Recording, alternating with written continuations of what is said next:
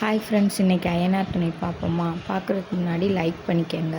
என்ன நடக்குதுன்னு பார்த்தீங்கன்னா, பாண்டி உம்முன்னு உட்காந்துருக்கனால நிலாவும் சோழனும் போய் என்ன ஏதுன்னு கேட்குறாங்க.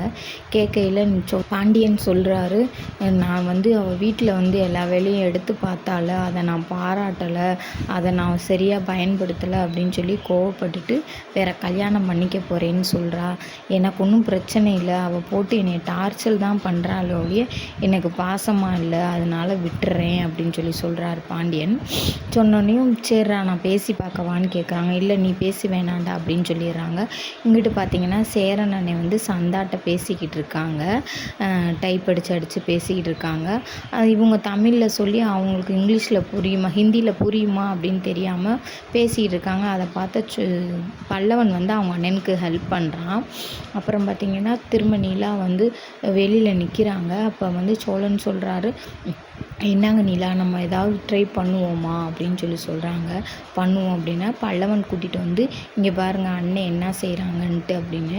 அண்ணன் செய்கிறத 2 பேரும் பார்த்துக்கிட்டு இருந்து அப்புறம் நிலா சொல்கிறாங்க, அவங்களே ஏதாவது பேசிக்கிட்டு இருப்பாங்க, நீங்கள் ஏன் ஊடால நிற்கிறீங்க வாங்க அப்படின்னு சொல்லிட்டு நிலா கூட்டிகிட்டு வந்துடுறாங்க சோழனை. அப்புறம் பார்த்திங்கன்னா பல்லவன் போய் அவங்க அண்ணனுக்கு இது எப்படி டிரான்ஸ்லேஷன் பண்ணணுன்றத சொல்லி கொடுக்குறாங்க. இங்கிலீஷ்லேருந்து ஹிந்தியில் இப்படி மாற்றினேன் அப்படின்னு. அப்புறம் பார்த்திங்கன்னா வானதியை வர சொல்லி வானதிகிட்ட பேசுகிறாங்க. நிலாவும் சோழனும் பேசையில் வானதி பார்த்திங்கன்னா பேசுனதுக்கு இப்போ பார்த்திங்கன்னா மண்டை கனமாக ரொம்ப ஓவராக பேசுகிறாங்க. நிலா சொல்கிறாங்க, உங்களுக்கு வயசு கம்மியாக தானே இருக்குது, நீங்கள் பாண்டியை கல்யாணம் பண்ணலாட்டினாலும் பரவாயில்ல, கொஞ்சம் மெதுவாக முடிச்சுக்கலாம்ல அப்படின்னு சொல்லி கேட்குறாங்க. அதுக்கு உனக்கு தேவையா, உங்கள் வேலை எதுவும் அதை மட்டும் பாருங்கன்ட்டு மண்டை கனமாக என்னத்தையோ பேசி திட்டி விட்டுறாங்க. அது நிலாவுக்கு பார்த்திங்கன்னா நோஸ் கட் ஆயிடுது. ரொம்ப மனசு கஷ்டமாக வேறு ஆயிடுச்சு.